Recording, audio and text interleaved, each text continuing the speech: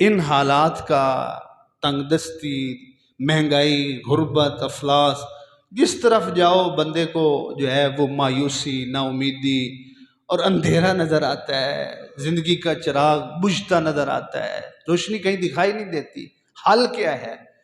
तो बड़ी तवज्जो से मेरी बात सुनो। इसके दो हल हैं, एक इज्तमाही और एक इनफरादी।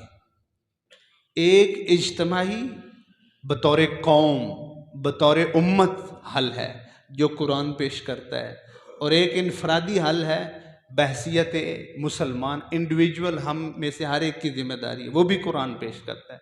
दोनों हल इज्तमाही और इनफरादी जो कुरान ने पेश किए हैं वो आप समात फरमाइए। पहला हल इन सारे मसाइल का एक जो कुरान पेश करता है वो क्या है? Back to the holy Quran, back to the holy Quran, ये पहला हल है। आप समझिए बात को। एक सोसाइटी है जिसके अंदर आप रहते हैं, आप उसके रिहायशी हैं। जो उस सोसाइटी के बानियान हैं, जिन्होंने उस सोसाइटी को क्रिएट किया है, सदर हैं, उसके बानियान हैं, उन्होंने उस सोसाइटी के लिए कुछ रूल बनाए हैं उसके रिहायशियों के लिए।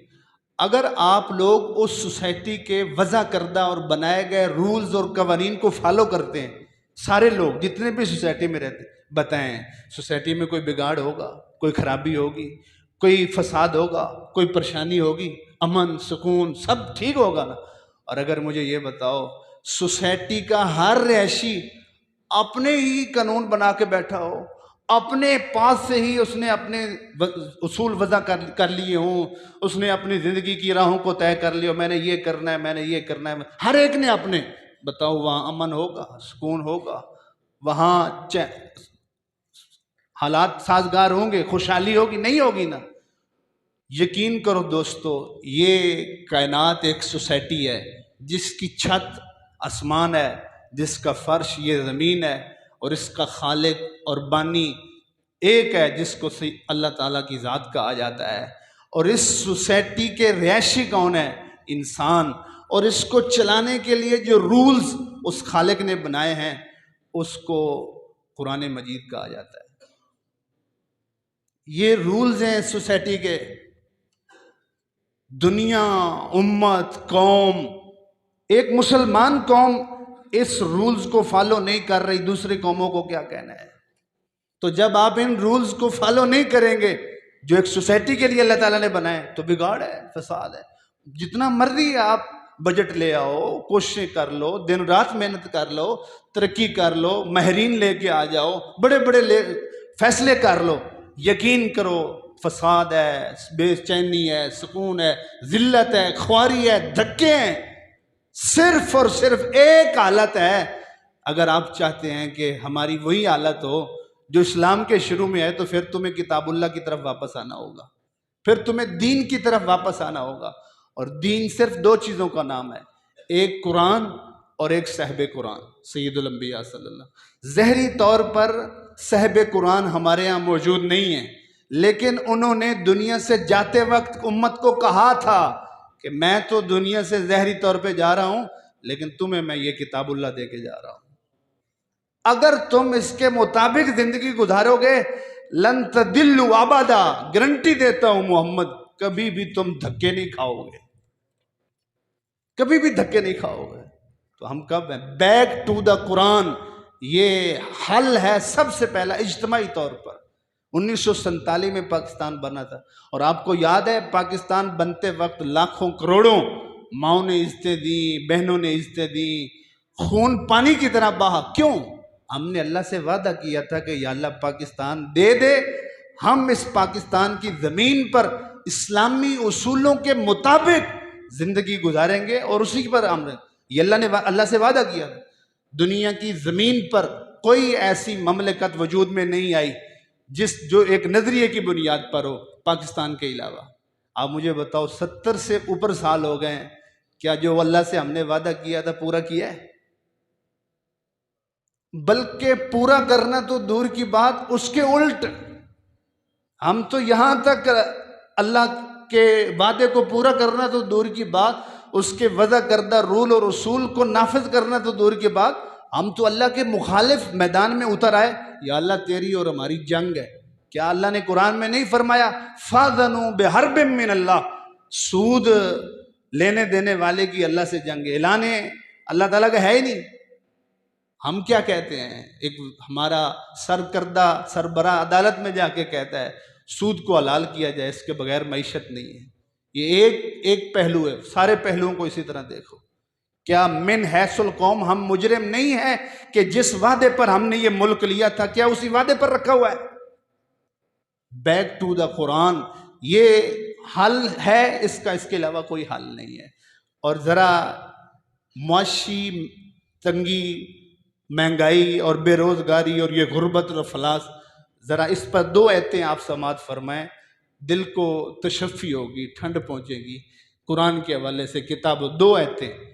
एक अल्लाह ताला छठे पारे के अंदर सूरतुल निसा के अंदर इरशाद फरमाता है वलो अन्नहुम, बनी इसराइल के बारे में, बनी इसराइल के बारे में, यहूदियों और ईसाइयों के बारे में अल्लाह फरमा रहे वलो अन्नहुम अकामुत तौराता वल इंजीला लाअकलू मिन फौकिहिम व मिन तहति अर्जुलिहिम, अगर ये बनी इसराइल और अहले किताब तौरात और इंजील का निज़ाम कायम करते तो मैं इनके साथ पता है क्या करता, लाअकलू, अकलू खाना खिलाना, अकल, मैं इनको खिलाता रिज़्क, मिन फौकिहिम व मिन तहति अर्जुलिहिम, इनके ऊपर से भी रिज़्क के खजाने खोल देता, इनके नीचे से भी रिज़्क के खजाने खोल देता। मुझे बताओ ये कोई सियासी बयान तो नहीं है जो मैंने आयत पढ़ी है, ये किसी फलसफी और साइंसदान का मफरूज़ा तो नहीं है जो मैंने पढ़ी है। अल्लाह कैटेगोरिकल स्टेटमेंट में कह रहा है अगर तौरात और इंजील का निज़ाम कायम करने से ऊपर से भी रिज़्क आ सकता है, नीचे से भी रिज़्क आ सकता है, तो जो तौरात और इंजील से अफजल किताब है जिसको कुरान कहा जाता है, उसका निज़ाम कायम करने से फिर अल्लाह हमारे माशी मसाइल कहाँ खड़े होंगे? मुझे बताओ, समझदार लोग बैठे हो, जब हुजूर की उम्र मुबारक 40 साल हुई थी तब कुरान नाजिल होना शुरू हुआ था ना। पहली वही कब नाजिल हुई थी?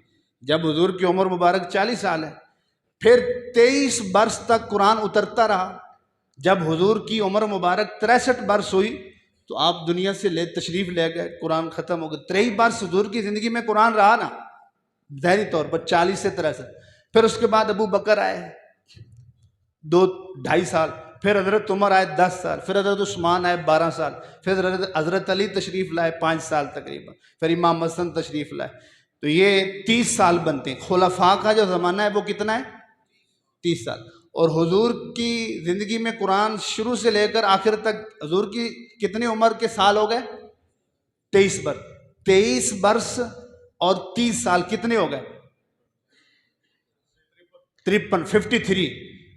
आप मुझे मुतालिया करके पढ़ के अपनी नॉलेज के मुताबिक इन 53 ईयर्स में 53 साल में सहाबा और हुजूर ने कुरान के अलावा कोई और किताब पढ़ाई हो या उन्होंने पढ़ी हो? बता दें कोई। इन 53 सालों में कुरान के अलावा कोई किताब पढ़ी हो या पढ़ाई हो? और फिर साथ ये भी मिसाल दे दें कि आसमान की छत ने और जमीन के फर्श ने उन नफूस कुद्सिया जैसी अमन वाली और खुशहाली वाली हुकूमत ना पहले किसी ने देखी है, न क़यामत तक कोई देखेगा। बताओ है कोई? लोग ज़कात लेके, सदका लेके बाजारों में फिरते थे और किसी को गरीब समझकर, मुस्तहक समझकर कहते थे यार ये सदका ले ले, ज़कात ले। वो कहता भाई मैंने तो जेब में पहले ही ज़कात डाली है, खुद देने के लिए निकला हूं। कोई लेने वाला नहीं होता था, वापस जाके बैतुल माल में जमा करा देते थे। अब तो गुर्बत की वजह से लोग अपनी इज्जतें बेच रहे हैं, यार कोई पैसे दे दो इज्जत ले लो, जान दे रहे हैं, कोई पेट के लिए लुकमा दे दो जान ले लो। ऐसा है कि नहीं है? उन्होंने कौन सी किताबें, कौन से फलसफे, कौन सी डिग्रियां, कौन सा ऑक्सफोर्ड, कौन सा कैम्ब्रिज उसकी डिग्रियों को किया हुआ था? वो सिर्फ किताबुल्लाह था। मुझे और आपको एक और आयत इस हवाले से आप समात फरमाए। वो अल्लाह ताला इरशाद फरमाता है वमन आरदा अन ज़िक्री फ़इन्न लहू मईशतन दनका, जो मेरे जिक्र से मुंह मोड़ेगा, मन आरदा अन ज़िक्री, जो मेरे जिक्र से मुंह मोड़ेगा, मैं उसके लिए गुजर बसर तंग कर दूंगा। फ़इन्न लहू मईशतन दन का, उसके लिए गुजर बसर तंग कर दूंगा। जो मेरे जिक्र से मुंह मोड़ेगा, अल्लाह के बड़े बड़े जिक्र हैं, बहुत सारे जिक्र हैं, सबसे बड़ा जिक्र क्या है अल्लाह का? अल्लाह का सबसे बड़ा जिक्र क्या है? चलो हम कुरान से ही पूछ लेते हैं। तो अल्लाह ताला फरमाता है, इन्ना नहनु नज़्ज़लना ज़िक्र व इन्ना लहू लाफ़िज़ून। कुरान को अल्लाह ने अज़्ज़िक्र कहा है, कुरान का एक नाम है अज़्ज़िक्र। और अल्लाह क्या फरमाता है, जो मेरे जिक्र से मुंह मोड़ेगा मैं उसके लिए गुजर बसर तंग कर दूंगा। क्या लगता नहीं है कि हमने जिक्र जो अल्लाह का कुरान की सूरत में था उससे मुंह मोड़ा हुआ है, इसलिए हमारा गुजर बसर तंग हो गया है और हमारी मईशत और ये हाल यहाँ तक पहुँचा है जो तंगी और बदहाली माशरे में जो है वो फैल रही। ये दूसरी आयत है जिसको आप इसके साथ जोड़ सकते हैं। बल्कि उलमा फरमाते हैं कि अगर किसी की जिंदगी में 3 परेशानियों में से कोई एक परेशानी आए तो उसका हल, परेशानी भी कुरान में आई है और उसका हल भी कुरान में बताया गया है। बड़ी दिलचस्प और ज़ौक़ रखने वाले के लिए एक ज़ौक़ अफ़ज़ा बात है। 3 परेशानियां हैं तो उनका 3 हल, 3 परेशानियां भी कुरान में और उनके हल भी कुरान में इकट्ठा लिखा गया है। अगर किसी को ज़िंदगी में ये परेशानी लायक होती है कि वो ख्वाहिशात नफ्स और शहवत का पुजारी हो गया है, वो उससे ये आदत नहीं छूट रही है, वो मुसलसल इस चीज़ में शहवात और ख्वाहिशात में बढ़ता जा रहा है, नफ्स के घोड़े पे सवार होकर बेलगाम दौड़ता चला जा रहा है, क्या करे? तो अल्लाह ताला फरमाता है कि वो गौर करे, या तो वो नमाज नहीं पढ़ता, और अगर वो नमाज पढ़ता है तो वो ऐसी पढ़ता है जो कबूल ही नहीं होती है। तो वो ऐसी नमाज पढ़े जो कबूल हो, खुद ब खुद शहवत और ख्वाहिश छूट जाएगी। ये किस आयत में है? अल्लाह ताला फरमाता है, फ़ख़लफ़ मिन बअदिहिम ख़ल्फ़ुन अदाउस सलात वत्तबउश शहवात। ऐसे नाअहल लोग आए जिन्होंने अपनी नमाजों को ज़ाया कर दिया और फिर सजा क्या मिली? शहवात के पीछे दौड़ पड़े। अगर कोई चाहता है कि मैं ख्वाहिशात और शहवात की इस बीमारी से निकलूं, वो नमाजी बने। अगर नमाजी है तो वो अपनी नमाजों को दुरुस्त करे। दूसरी परेशानी जो अल्लाह ताला कुरान पाक में बताता है, फिर उसका हल भी, बंदा कहता है मैं मुसलसल बदबख्ती मेरी बढ़ती जा रही है, शकावत में इजाफा होता जा रहा है, बदनसीबी दिन ब दिन मेरे ऊपर गालिब आती जा रही है, क्या करूं? हालात बड़े दुरुस्त थे, अब तो बहुत बदबख्ती और बदनसीबी वाले हालात हो गए हैं, पता नहीं क्या हो गया है। तो कुरान कहता है तू गौर कर, तेरे ऊपर जो ऐसे हालात और मामलात आए हैं, तेरे और वालदैन के मामलात में कहीं खराबी तो नहीं थी? हजरत ईसा अलैहिस्सलाम सूरत मरियम में आया, वबर्रम बिवालिदती वलम यजअलनी जब्बारन शकिया। ईसा अलैहिस्सलाम फरमाते हैं मैं अपनी वालदा का बड़ा ही ताबेदार था, मैं अपनी वालदा के साथ बड़ा ही उसने सलूक करने वाला हूं, इस वजह से अल्लाह ने मुझे बदबख्त नहीं बनाया है। वलम यजअलनी जब्बारन शकिया, इसलिए मैं शकी नहीं हूं, बदनसीब नहीं हूं। जिनके वालदैन के साथ मामला दुरुस्त नहीं होते, खसूसन वालदा के साथ, उसकी जिंदगी में बदबख्ती और बदनसीबी मुसलसल बढ़ती चली जाती है, मुसलसल आती चली जाती है। और तीसरी परेशानी जो हमारी आयत की तरफ, जो हमने मौजू में पढ़ी थी, उसकी तरफ आई कि अगर कोई शख्स ये देखता है कि मेरा गुजर बसर तंग होता जा रहा है, मईशत माशरत तंग होती जा रही है, तो फरमाया वो गौर करे कि उसके कुरान के साथ ताल्लुकात में जो है वो खराबी है और कमी है। क्यों?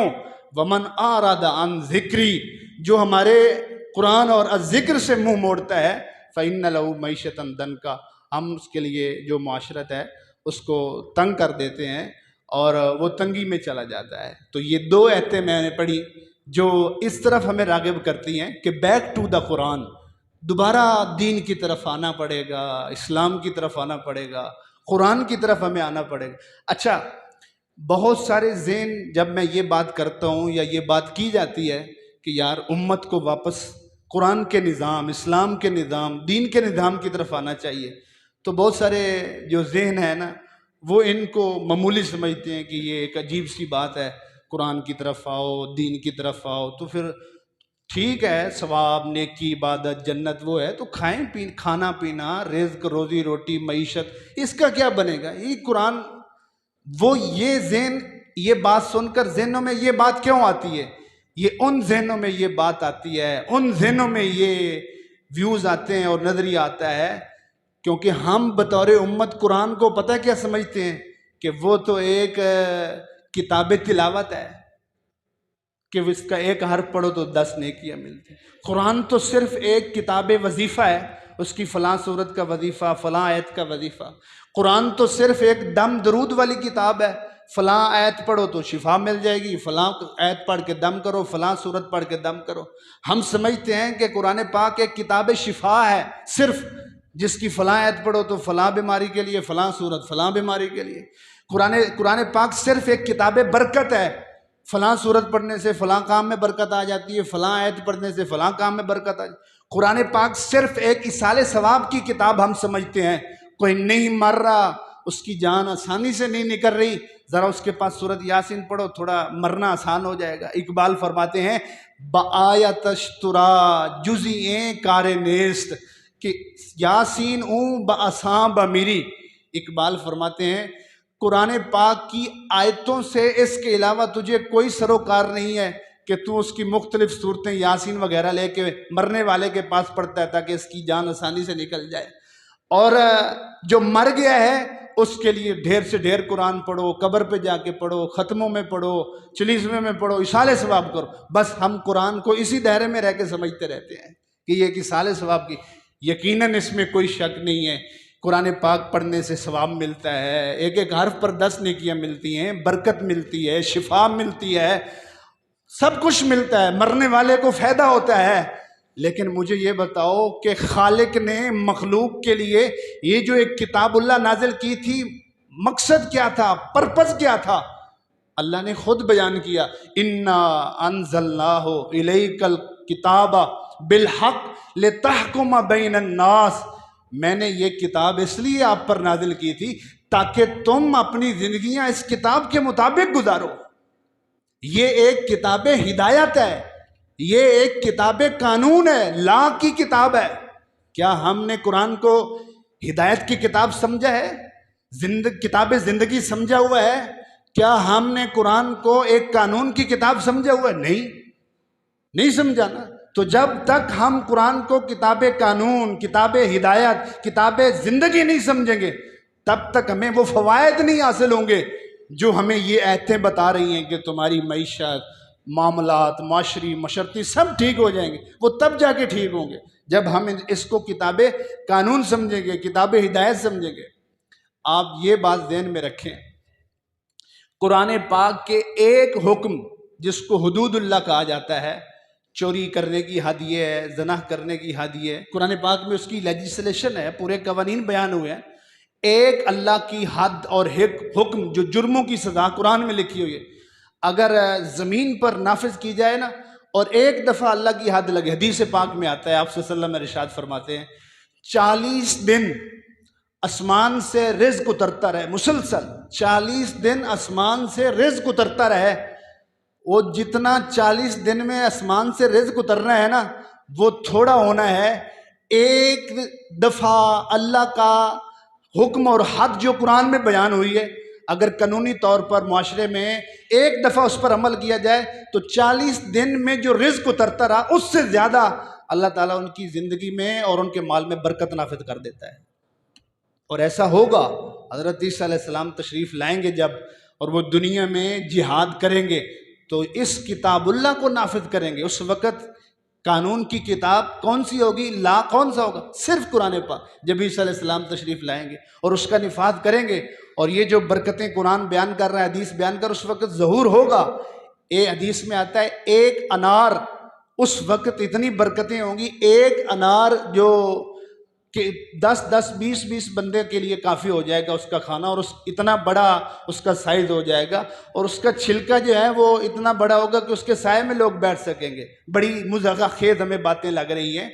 आप लोग में से ज़्यादा जो उम्र वाले हैं वो जानते हैं कि ये जो ज़मीन से गल्ला निकलता है, फसल, गंदम का दाना होता है, पहले ज़माने में ये दाना साइज में बड़ा होता था कि नहीं होता था? अब कितना छोटा होकर रह गया है। ये ज़मीन में जो पानी, ज़मीन के सीने में अल्लाह ने पानी रखा है, ये किस लिए रखा है? अल्लाह पानी पीता है, इंसानों के लिए रखा है। यही ज़मीन थी जो इंसानों के लिए फिल्टर का काम करती थी, जो पानी निकलता था सेहत बख्श और शिफा होता था। अब वो ज़मीन क्यों जो है, उसी ज़मीन ने उस पानी को गदला करना शुरू कर दिया। यही ज़मीन थी जो इंसानों के लिए खुराक और सब्जियां और गल्ला और अनाज सेहत बख्श निकालती थी। अब तो निकाल ही नहीं रही, दवाइयां और मेडिसिन यूज करनी पड़ती हैं, तब भी जो निकलता है वो बजाय सेहत बख्श होने के नुकसानदेह होकर निकलता है। ऐसा क्यों हो गया कि ज़मीन नाराज हो गई, आसमान नाराज हो गया? कहीं ऐसा तो नहीं है इस कायनात की सोसाइटी का खालिक नाराज हो गया है? हमें वापस उसकी तरफ आना होगा, फिर ये हालात बदलेंगे। ये एक इज्तिमाई हल था जो मैंने आपके सामने जो है वो पेश किया है।